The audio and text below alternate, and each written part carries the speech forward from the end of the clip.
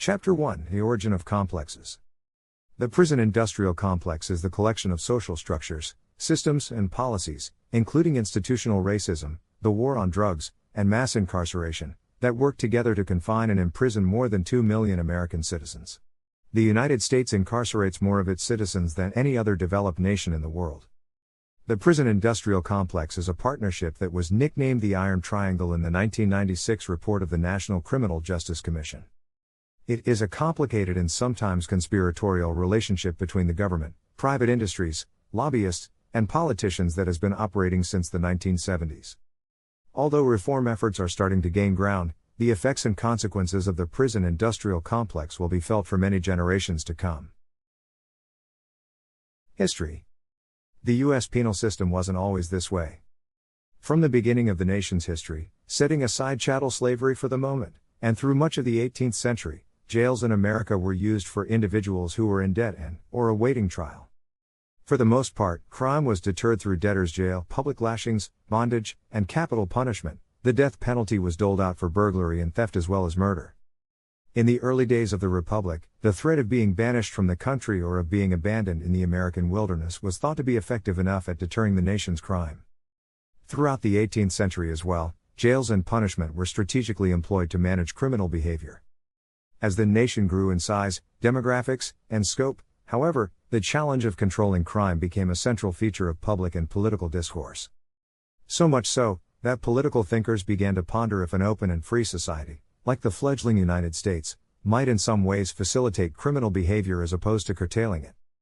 In the early 19th century, therefore, the notion that criminals could be reformed or rehabilitated took central stage in the American discourse on criminal justice.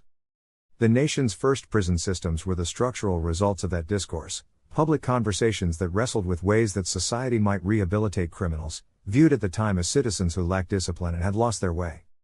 The reliance on capital punishment and absence of many other alternatives for managing serious criminal behavior in a civil manner created a broad consensus on the need for new methods and new structures for the express purpose of housing and reforming criminals. The flurry of public debates, pamphlets, and newspaper editorials soon focused on what kind of institution should be the model for America's prison system. The earliest debates revolved around two fairly similar prison systems planned for construction in the 1820s, one in New York according to the Auburn model, and the other in Philadelphia based on the Pennsylvania model. The Auburn system versus the Pennsylvania system was one of the most intensely debated political and social issues of the 19th century in America. If the literature on Auburn versus Pennsylvania never quite matched the outpouring of material on the pros and cons of slavery, historians Norval Morris and David Rothman have written, it came remarkably close. Prison models. The Auburn model, which originated at upstate Auburn State Prison and at Sing Sing along the Hudson River near New York City, was based on the congregate system of incarceration. The congregate system, unlike the Pennsylvania system, allowed for some contact between prisoners. Because it did not require the isolation of all prisoners in a given institution, the congregate Auburn system was more practical than the Pennsylvania system. It was also more affordable and, for the most part, more manageable for the institution. For these reasons, the Auburn congregate system became a pervasive model for prisons across the United States. In the 1820s, Connecticut, Maryland, and Massachusetts built and ran state prisons. Ohio, New Jersey, and Michigan added state prisons of their own in the 1830s, and in the 1840s, Minnesota, Indiana, and Wisconsin also followed suit. Nearly all of these facilities employed the Auburn model. Despite the dominance of congregate incarceration, it raised a number of logistical concerns for the early American carceral state, such as disciplinary techniques, prison garb, and the mobility of prisoners. All of these issues presented systemic challenges to the nation's emerging prison system. Although chain gangs and guillotines were certainly cheaper than the huge superstructures that were becoming features of modern American society, the leadership class of the United States believed that the Auburn congregation system was an altruistic advance in the human project. Prison reformers, by contrast, believed that efforts to construct a system of penitentiaries across the nation not only would address problems inside the institutions but could also solve problems outside the penal system, in the society at large. With no ironies intended, write Morris and Rothman, they talked about the penitentiary as serving as a model for the family and the school. Dawn of the penitentiary. And so, in 1829, Quakers and other reformers in Philadelphia, Pennsylvania, followed a new and different philosophy in opening the Eastern State Penitentiary, ESP, occupying a full city block in the heart of the city. Although most criminal justice scholars think of the prison industrial complex as a modern phenomenon, dating to the 1970s, the birth of the penitentiary system sowed seeds of the prison industrial complex a century and a half before. The Eastern State Penitentiary was a state-of-the-art facility at the time of its opening. Its proponents asserted the viability of the Pennsylvania system of incarceration even as the Auburn system continued to attract its own political and ideological supporters. Although both systems relied on confinement, silence, and hard labor, the Pennsylvania system was based on solitary confinement as an exclusive form of incarceration and rehabilitation. The Auburn system focused on unpaid, i.e., slave, labor by groups of prisoners, but it did allow inmates to come into contact with each other at certain times and locations, such as gathering for meals. But in the Pennsylvanian prison, according to theorist and prison historian Michel Foucault, the only operations of correction were the conscience and the silent architecture that confronted it. The architects of the world's first institutional prisons believed in solitary confinement as a form of penitence. Isolation, they contended, provided the space and time to reflect and consider God's judgment. Each cell in the ESP thus required prisoners to bow when entering and exiting. Each cell was equipped with a small window sometimes referred to as the Eye of God. The Pennsylvania camp saw itself as purist, taking the idea of reform through isolation to its logical conclusion. It separated inmates from each other, to the point of placing hoods over the heads of newcomers so that as they walked to their cells they would not see or be seen by anyone. In a contemporary context, with horror stories like that of Khalif Browder, the New York 16-year-old who was arrested on robbery charges in 2010, held in solitary confinement for years without a trial, and eventually committed suicide, the idea of inmate isolation as a viable form of state-sanctioned imprisonment has come under severe criticism. But more on that later.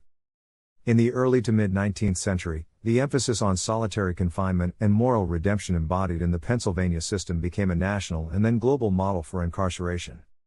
Hundreds of prisons around the world came to be modeled after the Eastern State Penitentiary. This phenomenon, the influence of the Pennsylvania philosophy on the development of prisons around the world, foreshadowed a sort of complex within the prison industrial complex itself. That is, political leaders, partnerships between public and private enterprises, and the powerful influence of the burgeoning institutional model on the development of prisons, globally signaled a capacity to determine society's sense of what prisons should do and be. The American prison model would ultimately occupy a powerful space in the global social contract. According to one critic of the prison, crime industry, Nils Christie, contemporary American criminology rules much of the world, their theories rule much of the world, their theories on crime and crime control exert enormous influence.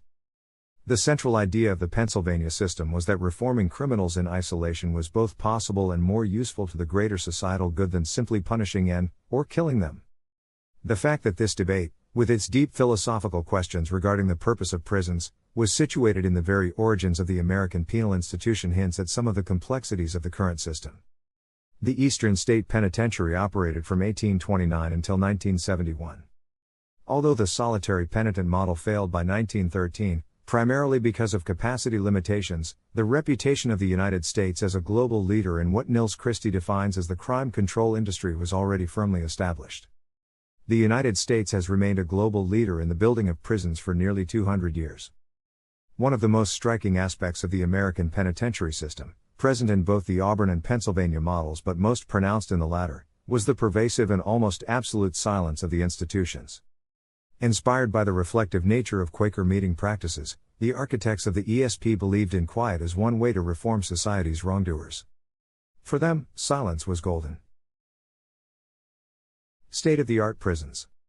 It's important to note here that ESP was considered state-of-the-art for its time, not just in terms of its awesome physical dimensions, 30-foot walls, 27-foot oak doors, and an 80-foot bell tower, but because it was an architectural and engineering wonder. The construction of ESP began in 1821 and was completed in 1829. It had running water some 4 years before the White House, considered essential to preserving the solitude and silence of each prisoner. The facility also featured a basic heating system, an amenity that many American citizens outside of prison could not afford. Such advances presaged some of the ways that structural design and technological enhancements would continue to be a feature of the prison industrial complex. In other words, the faith that early American citizens placed, or misplaced, as it were, in the prison or penitentiary system was reflected in the nation's ideological, political, social, and financial investments in the institution itself. These investments often obscured Americans' ability to see just how horrific the prison system was in the 19th century, much as our current investments in the crime-controlled industry may be preventing us from seeing how horrific the prison system continues to be in the 21st century. Put another way, the amazing structure that the ESP became represented a socio-economic and political symbol of the national commitment to using punishment as a means of reform and of making our wayward citizens penitent. Prison design has become a permanently valuable aspect of the ongoing movement to construct prisons.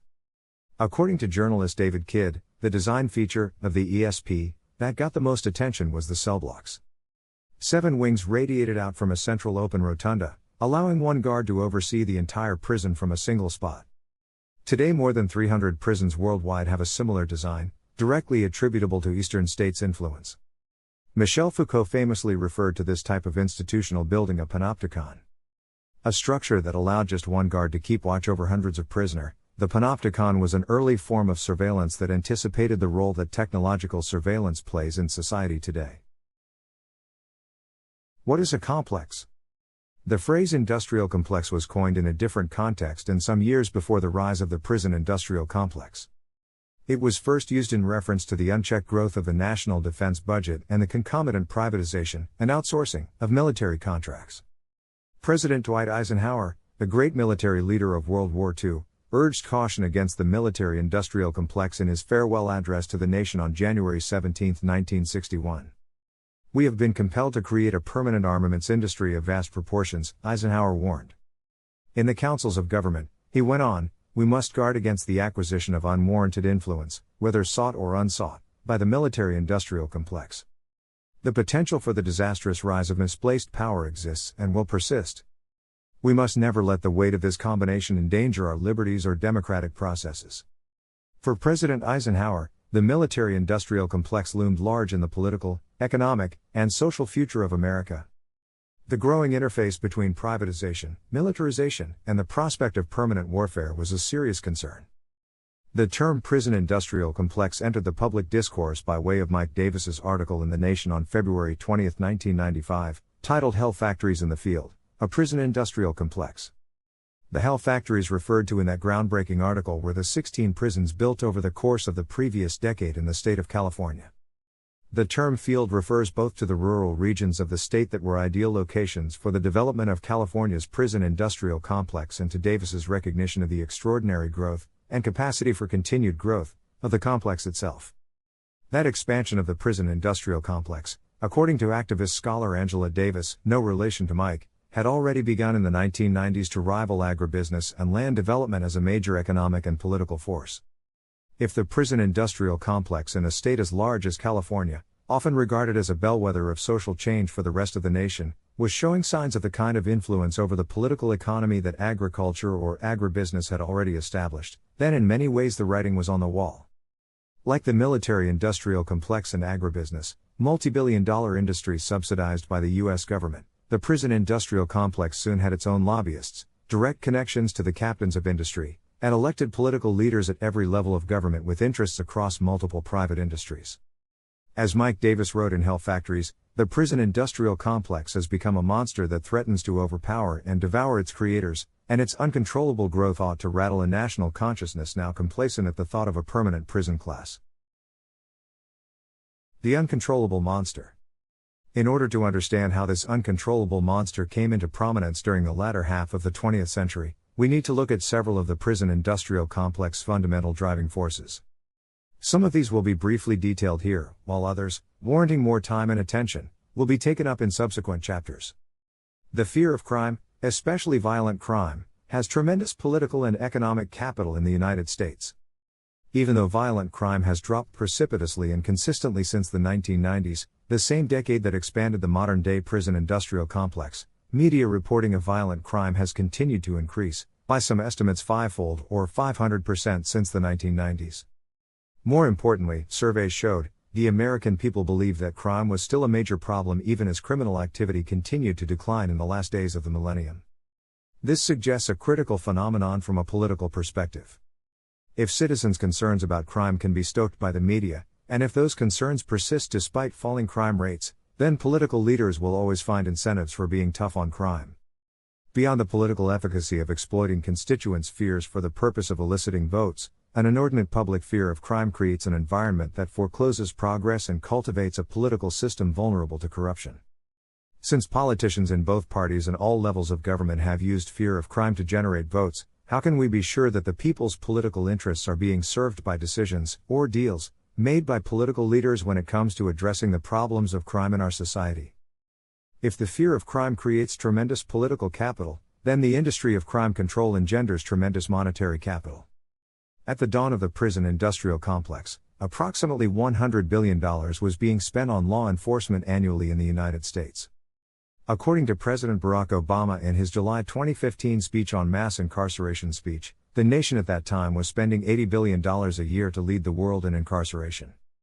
This does not even include the money spent on private security, $65 billion annually, or the web of corporate tentacles that extend from the prison-industrial complex into the economy at large, such as food services, construction, and telephone, wireless services. Mike meets prison-industrial complex. One of the less visible but more egregious examples of the industry aspect of the prison-industrial complex is the interface between military technologies and the crime control industry itself, where the Mike and prison-industrial complex meet. This intersection highlights some of the most compelling arguments for dismantling or comprehensively overhauling the prison-industrial complex. While the American public and its local communities remain highly interested and heavily invested in public safety, private industries are mostly concerned with profits and bottom lines. In Fear, Politics, and the Prison-Industrial Complex, a section from the 1996 report of the National Criminal Justice Commission, the disconnection between public safety and private interests comes into sharp focus. At national conventions and trade shows, companies that produce military technology for U.S. armed forces during times of war now market their products to the prison-industrial complex. All sorts of surveillance technology, listening and viewing devices, lethal and non-lethal weapons, and all sorts of innovative gear and equipment, are on display and pitched to the American prison industries. Military technology is not the only industry that profits from the prison-industrial complex. Any number of other private sector concerns provide services to the prison-industrial complex, including but not limited to food services, transportation services, medical services, waste management, drug testing, treatment, and one of the most exploitative industries profiting from the system, cell phone service. Prisons in America are big business, and private industry realized this 3 decades ago. Consider also the fact that any economic interaction between the Mike and the prison-industrial complex, or between consumer product, service corporations and the prison-industrial complex, creates enormous opportunity for employment. In the early 1990s, the PICE employed more than 500,000 correctional officers and other correctional facility personnel, a significant portion of the total U.S. workforce. Considered in the context of the wide-ranging employment opportunities and contract work associated with the prison-industrial complex, the economic depth and breadth of the complex becomes clear and compelling. In many communities, especially rural ones, the possibility of building and operating a prison in the region is an economic offer that political leaders cannot refuse. The entire economy of certain communities revolves around a local manifestation of the prison-industrial complex. The specter of prisons. In the early 21st century, the prison-industrial complex is a prominent feature of the world in which we live. In their book Beyond the Prison-Industrial Complex, 2013, Kevin Ware and Alicia Assaltini warn that the specter of the prison is all around: police cars, surveillance cameras, signs warning that shoplifters will be prosecuted. The visible and tangible signs of the prison-industrial complex are ubiquitous. For Ware and Assaltini, these signs declare an implied or else that threatens incarceration at multiple points and places throughout American society, especially where poor people of color live and move. Those threats represent a social failing of sorts, given that we have known since the 1830s that prisons do not reduce crime. Yet our reliance on the prison-industrial complex continues to defy social science logic and the data that continues to undermine the basic premises of incarceration, deterrence and rehabilitation. What the prison-industrial complex is best at is retribution, sometimes in the form of sentences and diminished quality of life that expose the state as a biased, vengeful actor against humanity. The contemporary prison-industrial complex, then, is very much a consequence of neoliberalism and global capitalism, that is, a complex designed to serve an economic system that must account for expanding income inequality and unemployment. In the United States, the prison-industrial complex accounts for such shifts in the political economy, with explicit and implicit biases leveraged against poor people, women, and people of color. And the effects have been devastating. The United States accounts for about 5% of the world's population and 25% of the world's prison population. At the height of the prison-industrial complex in 2006, the United States incarcerated some 2.5 million people, more than the population of such major cities as Dallas, Philadelphia, and San Francisco. From school to prison. The slight decline from 2.5 million to 2.2 million incarcerated in recent years is not from lack of trying. One feature of the prison-industrial complex is the school-to-prison pipeline, a phrase that captured the unfortunate correlations between the social, educational, and financial erosion of the nation's public education system and the growth of the prison-industrial complex. What happens when the profit motives of the prison-industrial complex work in concert with the persistent, systemic undervaluation of public education? Consider the effects of school closings in cities like Chicago, New York, and Philadelphia. In 2010 to 2011, nearly 100 public school closings in those three cities impacted between 82% and 94% of low-income students. In Philly and Chicago, black students were especially hard hit, -81% and 88%, respectively. Statistics and news accounts of a public school closing cannot begin to convey the dramatic impact on a neighborhood or community. At their best, public school buildings are institutional outposts of municipal support in urban deserts overwrought by concentrated poverty. The closing of public schools, especially in the face of increased funding for jails and prisons, puts into stark relief the value judgments of American society with regard to education and incarceration. While it costs approximately $11,000 a year to educate a young person in the United States today, it costs about $90,000 to house one of them in the prison-industrial complex. During the 20-year period from the mid-1990s to the mid-2010s, prison-industrial complex funding increased 530% more than educational funding. Data such as these, and the day-to-day realities that underlie them, reveal the irrational and discriminatory nature of the tough-on-crime ethos that pro-prison advocates use to hide or obscure the actual issues that drive the prison-industrial complex. The expansion of the prison system occurs over and above any serious political consideration of the complex's deleterious and racially disparate consequences on the poor and mentally ill. The facts do not overstate the profitability of America's $80 billion prison-industrial complex. Sadly, profitability in the prison industries contaminates the American criminal justice system. In their book Justice While Black, 2014, Robin Shipp and Nick Chili's point to particularly egregious misuses of the criminal justice system for profit and discriminatory carceral practices. In Wilkes-Barre, Pennsylvania, 2 judges pleaded guilty in 2009 to accepting $2.6 million in bribes in exchange for sending juvenile defendants to local, privately run facilities, regardless of whether they were guilty or innocent or how severe their supposed crimes were. When judges collude with private facilities to access taxpayer dollars for their own personal profit, the system's complex nature and critical consequences become all the more clear. And the Wilkes-Barre model of the complex is not unique. In municipalities like Meridian, Mississippi, and Ferguson, Missouri, the organized and sometimes illegal interface between the government, private industry, and law enforcement is one of the most effective forms of racial discrimination since the transatlantic slave trade. Understanding the long history of prisons and the full definition of the prison-industrial complex should be a required feature of public education in America. Given the sad correlation between incarceration and lack of education, teaching about the prison-industrial complex in public schools might demonstrate to students both the value of educational attainment, by any means necessary, and the pitfalls of the criminal justice system in the 21st century. Equity, equality, and equal justice under the law are the predicates for U.S. citizenship, without which we cannot become civically engaged in the political system. Given the ways that public education and criminal justice are linked in our nation, knowledge about the prison-industrial complex might actually prevent some of our citizens from becoming subject to its often arbitrary and confining forces.